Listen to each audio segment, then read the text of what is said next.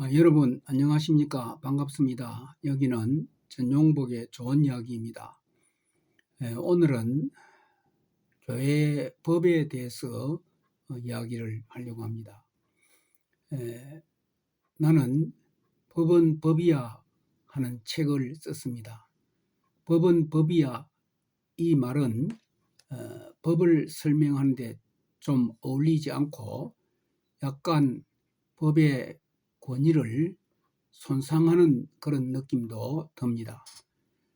그러나 나는 이 말을 제목으로 삼아서 법에 대한 이야기를 하고자 합니다. 법은 법이야 라고 말할 때에 그 말의 첫째 의미는 법은 법일 뿐이다 하는 것입니다. 법은 질서를 위한 규율입니다. 그러니 모든 공동체에는 법이 꼭 있어야 합니다. 그것은 질서를 위하여 꼭 필요한 것이고 좋은 것입니다. 그러나 많은 사람들이 법을 멀리하고 싫어합니다. 그러면서 악평하고 혐오합니다. 그러나 법은 법일 뿐입니다.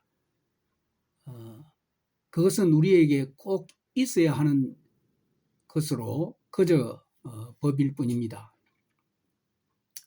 두 번째 의미는 법은 법으로서 꼭 지켜야 한다는 것입니다. 법은 우리가 반드시 지켜야 되는 규율입니다. 법은 우리가 그저 알고 있기만 하고 지키지 않아도 되는 그런 것이 아닙니다. 법은 법으로서 우리는 반드시 그것을 지켜야 합니다. 그러나 많은 사람들은 법을 지키지 않습니다. 그러면서 사랑으로 하면 된다, 또 은혜로 하면 된다, 이런 말을 합니다. 그러나 법은 법으로서 반드시 지켜야 합니다. 우리는 법대로 하고 또 법대로 살아야 합니다.